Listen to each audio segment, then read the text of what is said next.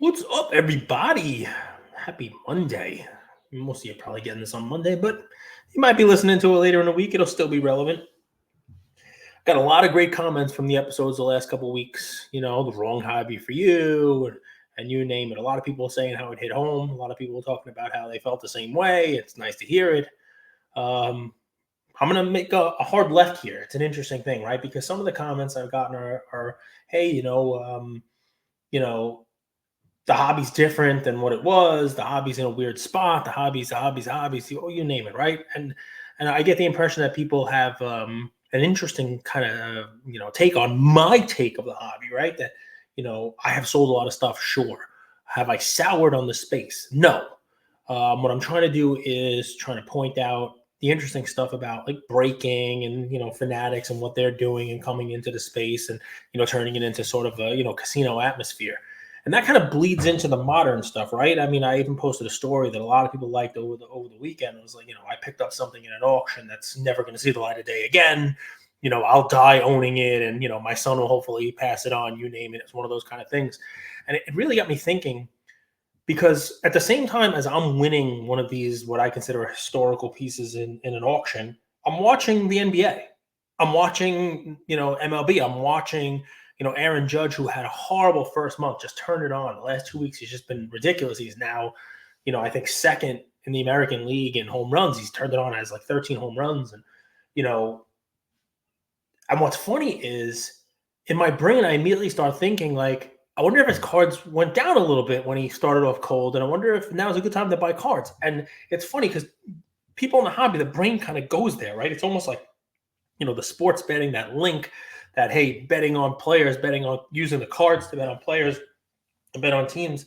It's sort of something that, I would love to see actually happen.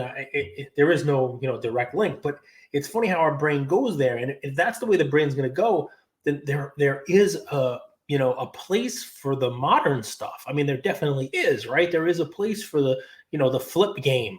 And I don't want to be seen as just like completely crapping on it, right? And, so I wanted to come on and talk about that a little bit, right? Because I'm famous, well, infamous, El Guapo, for my sell takes, right? And for the most part, they've been right. I think I said sell Joker, and some of his cards have gone up. I might have put that in an episode. I definitely didn't do a video about it. And he's a different kind of character, right? Because he was a second round draft pick. There weren't as many cards made of him.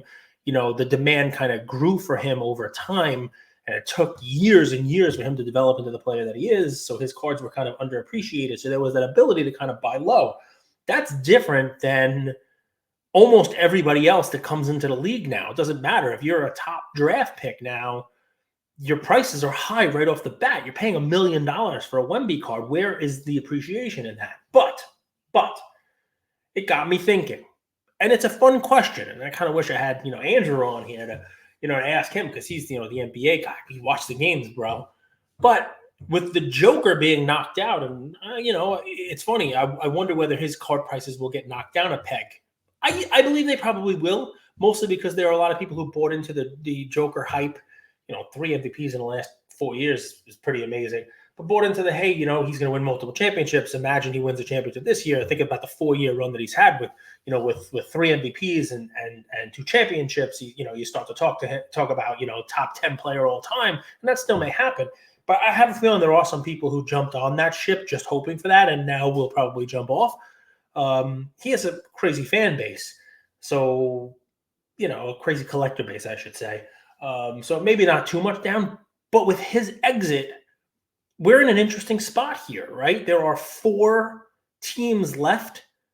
And while the Celtics have won championships before, clearly, and the Mavs won with Dirk, the players on these teams haven't won, right? And if you go across the 4 teams, it's an interesting spot for the hobby now, right? I mean, obviously the Celtics with Tatum, like that would be a big deal, I think. Tatum has been one of these guys that just, can't break through, right? There are people who believe him to be a top 5 NBA player. I'm not one of them, but there are people who believe that. I think he's, somebody who has never really lived up to the expectations, but winning a championship would potentially, likely change how people think about him. And I'm going to use this probably multiple times this episode. It would set a floor for him. He's someone who has won a championship. If he wins a championship and continues to put up numbers, that's different than continuing to put up numbers and not winning a championship. That's a big difference. It just is, right? It's difficult. There are players who never won championships and were great players and are considered top 75 NBA players. Patrick Ewing, with the Knicks being eliminated, it's just somebody who, comes to mind. When you win a championship, though, you're thought of in a different category. Now, playing against the Celtics, the Pacers, Tyrese Halliburton. It's a guy who, was not the highest draft pick, right? I remember the Knicks picked 8 that year and took Obi Toppin, who's now on the Pacers, same draft that Halliburton was in. Anyway, that's a guy who also, they win a championship. He's somebody who I haven't heard many people talk about, right? Especially this year, right? I mean, there were 6 seed. Nobody's expecting too much. I think he led the league in assists this year. He can score. He came in and had a Game 7 performance, in Madison Square Garden that probably knocks his reputation up a notch. And if he's able to do the same and knock out the Celtics and then happen to win a championship, and he is, it's his team. There are other good players on the team. Siakam's already won a championship. It's got some good chemistry there. Watch them, play against the Knicks. Halliburton could be somebody who, puts up also great numbers, but now has a championship and is thought about in a different regard, right? I mean, he's never been spoken about the same way this year SGA was talked about. Edwards was talked about. Luka's been talked about. He's always been sort of below that, but talk about winning a championship. All of a sudden, that's somebody who again, a floor. On the West, I mean, you're either going to have Anthony Edwards or Luka in the finals. For the hobby, that's an amazing thing. Let me say that again. For the hobby, that's an amazing thing. Because there are a lot of people who have cards of both of those guys. There are a lot of people who have money invested in both of those guys. You want to see success for them. For Luka, it's sort of a continued progression, right? I mean, and it's what people have been expecting, what people have been hoping for. Now, if he gets knocked out in the Western Conference Finals, right, is it progression? Is that team going to get better? If he wins a championship, I mean, he put together this last playoff series numbers that, I mean, have only been done a couple of times. And for the most part, people thought he had a bad series. And that's because the numbers he was putting up, the guy almost averaged 35 points, per game this year. For the hobby, there may be more money invested in Luka than anybody else. And he's a 2018 rookie. It's 2024. That's 7 seasons.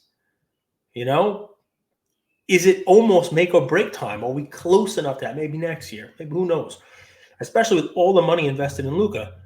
But then the flip side, if he wins, now you got somebody who is, clearly top 5, top 3 player in the league. I think he finished in the top 3 in MVP voting this year. I think he finished 3rd. Scoring champ. Add to that a championship, and he's coming into his prime now. And the interesting stuff, right?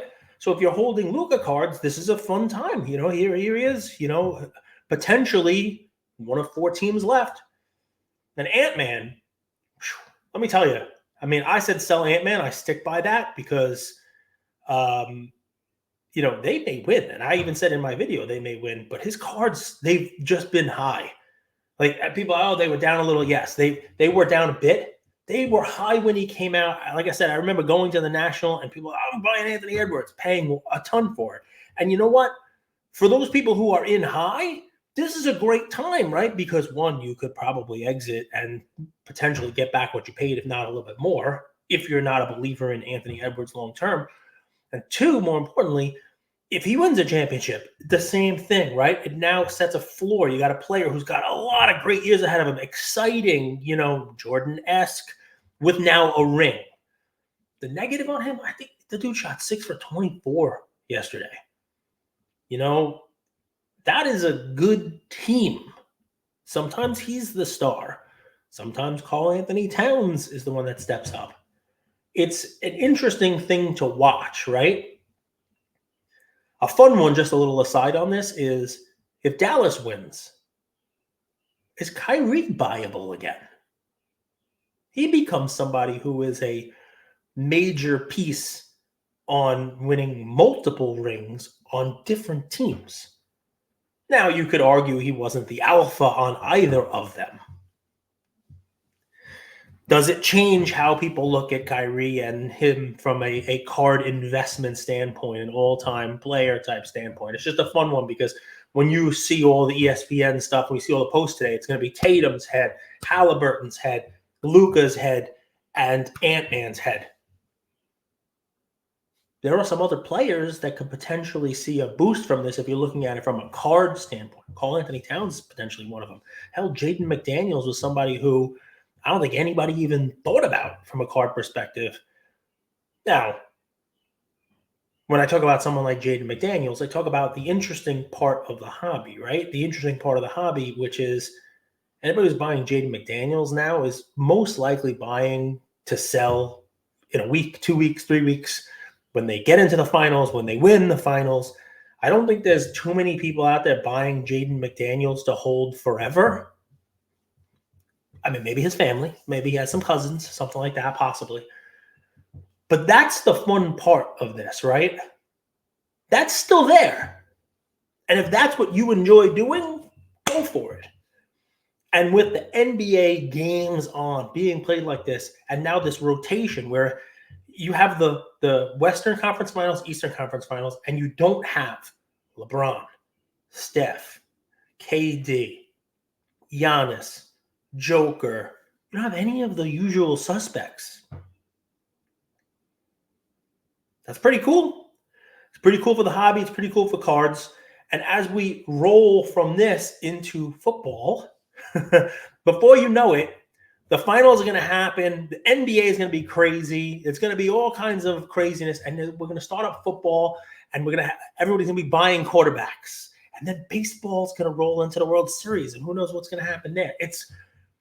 What's fun about it is it's not my favorite part of the hobby. It's just not. But to ignore it is silly, right? I came up with a title for this: "The Hobby is Strong, even though it skips leg day," right? And what I mean by that is, I mean, what do I know? I don't work out, but you get the point, right? Like, you're supposed to go to the gym and work out everything, the total body. The hobby is, you're working out, you're working out. You do biceps and back and triceps and whatever the hell, like you got to do legs, right? Nah, I will skip legs. The skipping the leg days, what that means is like the longevity of it, right? Like for the part of the hobby that's all about your flips, you're not worried about long term, not worried about the whole picture, not worried about all kinds of craziness. You're just worried about like right now, right? It's like just do a little like look good, no cardio, like no real strength, right? It's fine. If that's what you enjoy, go right ahead. If you enjoy doing this modern flip game, great. I watch content from the Dallas show, and at least half of what's going on there is that. At least half of the buys and sells, it's buys for repacks, buys. At least half of what's being bought at that show is going to be moved again in the next month. How about that? Think about that, right? That's not something that someone's buying for long-term gains, right? You're able to skip leg day. You're not worried about your long-term gains. It's quick. And that's fine, right? The repacks, the buy now and sell, people buying quarterbacks so they could sell it at national, people buying Jaden McDaniels so they could sell it in a week or two. People taking their risk on Anthony Edwards, hoping that he would win last night as he did, and then, continue on. It's a part of the space. And why I say the hobby is strong is because if that's what you enjoy, great. If it's not, take a look at some of the auctions that are ending in this month and have ended in the past week. Look at the jerseys that are selling for millions of dollars. Look at the cards that are selling for hundreds of thousands of dollars. Look at just all of the stuff that's out there.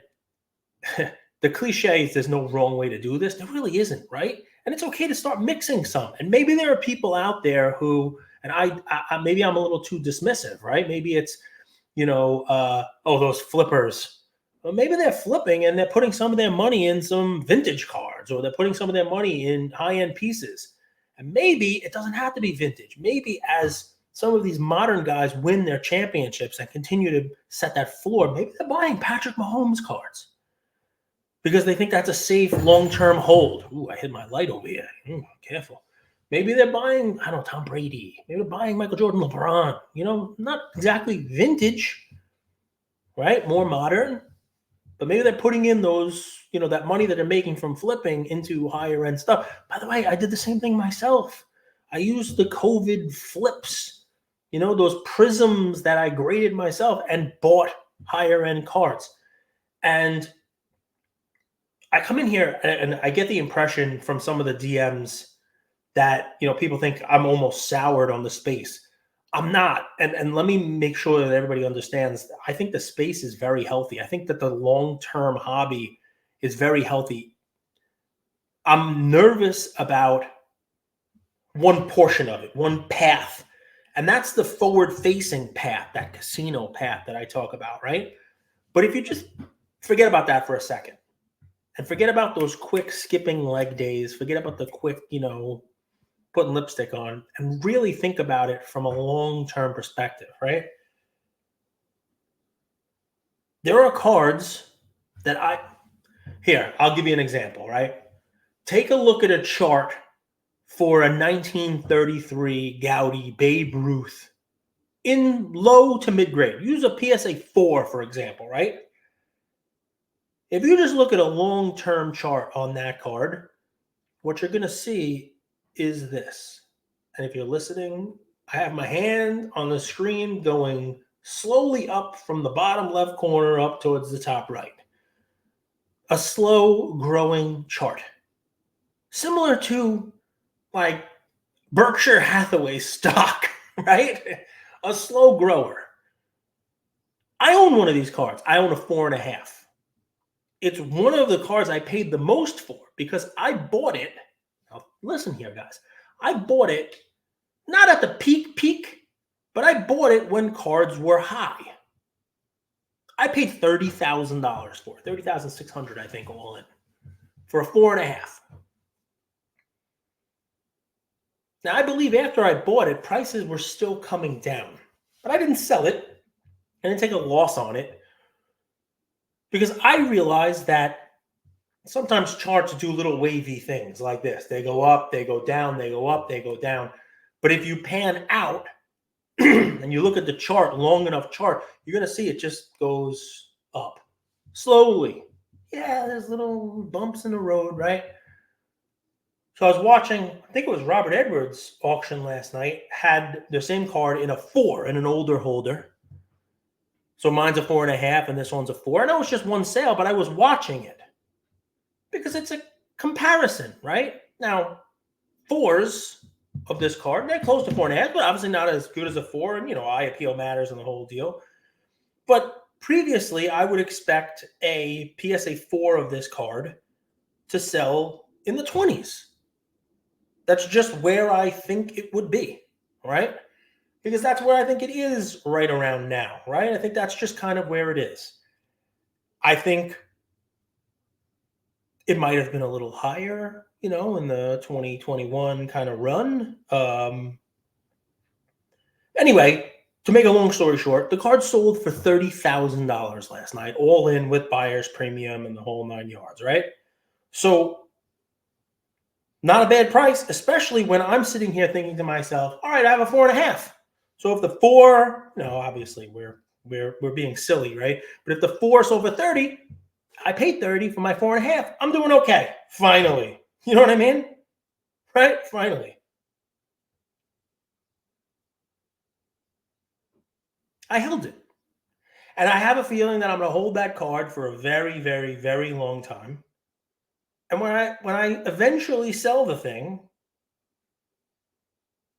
if I ever sell it, it'll probably follow the chart straight up. So I'm trying to find here, guys, while I talk about this, should have been a little bit better prepared. I'm trying to find sort of like a chart on 4s, 4.5s on this, just to kind of, have it at the ready.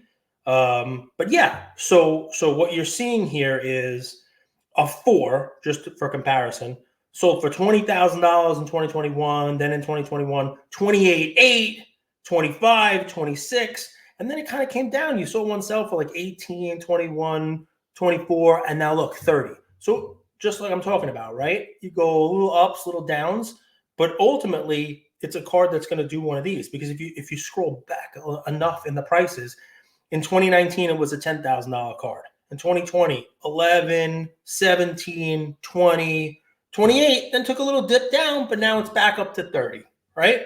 So, point being here, that's just one card. There are segments of this space that don't care about repacks and breaking and the whole deal. And that's sort of like the backbone of this, right? There are a ton of people who are buying and selling, who are, grabbing these cards and holding these cards and just sitting, watching them, kind of slowly grow over time. And because there's plenty of space for anybody else who wants to do the flip game, who wants to do the buy low, sell high, maybe gamble a little bit. Hell, we watched Seablez basically crying for his bets. OKC lost, the Knicks lost. But then at the same time, you see Backer bet $100,000 that the Wolves are going to win, and then they win, right? I mean, different strokes for different folks, right? People like different things. And maybe there are people out there listening now who have come in the hobby the last couple of years who came in it for a little bit of excitement. Nothing wrong with that. And maybe the entire story I just told about Babe Ruth, Gowdy, yellow, number 53, it's the opposite of excitement for you, right? It's not what you're here for. You don't want to buy something and just sit on it slow. It's the same thing with stocks. Same thing. I have stocks that pay me dividends and the price doesn't really change too much. I have friends who are like, that's boring. I want to have a little more risk. I want to have a little more, appetite for risk. I want to be able to put some money in something and actually turn it into something else. How's that different than, people basically buying repacks, or people doing a flip game, or people buying, Anthony Edwards or Tatum or Jaylen Brown that we didn't mention, on the hope that maybe they win a championship and maybe they're able to sell that card, to somebody else. What's funny about it is, and I'll end with this, I'm already at 22 minutes, because I could probably do 15 episodes on this, right? I'm guilty of it myself. A lot of the old heads like me come on and say, that's not how you grow the hobby. You don't 10x the hobby this way. You get somebody who comes in and is going to lose money. Burbank did a very good, the card father did a very good live, about 10-minute video. I'm sure it's on his page. You can take a look at it. I linked it to my story about breaking and how breaking shouldn't be the backbone of the face of the hobby, because it's disappointment and the whole deal. Well, guess what? There are people who day trade all the time, right? Penny stocks, you name it. That's just part of the hobby. There are people who buy, mutual funds also, and they hope to grow their portfolio slowly over time. But there's a whole other side. I mean, forget about the meme stocks and all that stuff. There's a whole other side that's a quicker option game, you name it, of the market. I don't hear people coming in saying that shouldn't be allowed because no one knew was going to come in. Well, guess what? It's the same thing. On every trade there's a winner and there's a loser, right? The stock is going to go up or down. Someone's betting on it going up. Someone's betting on it going down. There's people who short stocks. There's people who buy stocks. People who buy options, calls, puts, you name it. There are people who basically day trade on these things. And if there's day trading on stocks, I don't see a problem with there being this kind of quick flippy, I don't call it day trading, but on cards, yeah, someone's going to lose. But that's what happens. And I've done it myself, and maybe I have to back up on it a little bit because, look, every day more and more people invest in the stock market and the same stuff's going on there. There are different appetites for risk, and there are different investment vehicles in there. And I don't want to compare stocks to cards, but you understand what I'm doing, right? It's a very different space. The liquidity is not the same and the like. I'm just talking now high level narrative. With people like me speak, I'm going to have 1,000 people play this and watch it and listen to it. And I want to make sure you understand where I'm coming from. I don't love breaking. I don't love, day trading penny stocks either. It's not my way of playing the stock market. It's my way of playing the game. But plenty of people do it. And as long as they understand the risk, as long as they're, they understand what it is that they're doing, there are people out there who want to have, they have an appetite for a greater risk. What's wrong with that in the hobby? As long as you understand what you're getting into, as long as you understand what you're doing, as long as you understand it long term. And when I come out and make a video and say, sell your Ant-Man cards, sure, about 80% of people agree. There are 20% who are angry at me. And usually those 20% are the ones that are in this for a short-term gain. They're the ones who just bought Anthony Edwards and are hoping that he wins a couple more games that they can sell it to someone else a little bit higher. Now, it brings to mind that greater fool theory, that where's the value in it if you're just looking to sell it to someone else who's going to pay more, right? As long as everybody understands that's what's going on, I have no problem with it. It's just one part of it. And I think a lot of the modern cards are being made and marketed for exactly that reason. Not for long-term holds, but for quick hits to be put in repacks, for people to buy now and sell quickly. And I think maybe we got to give people who are doing this a little more credit, because look, I'm sure a lot of people who come in and try to talk about this are doing it for the right reasons. They're trying to protect the hobby, trying to protect people, trying to have people who come in for long term, like they're going to be. And if they come in and they get killed and they lose all their money in the first couple of weeks, then we're not growing the hobby. We're just going to have people who are angry. Very possible. But what if those people came in knowing that that was the risk they were taking because they wanted to double their money quick and they knew that there was a potential they'd lose? I don't see a problem with that. Now, it can't be everything, because at base, the card should mean something. But it's all right. The hobby's strong. There are people who are going to do full body workouts and come in and work out every day. And then there's the folks who are going to come in and skip leg day. And guess what? For the gym to stay open, they need the membership dues from both of them. And there's an episode. Talk to you guys soon. Hope you enjoyed this one. A little different. To each their own. Take care, everybody.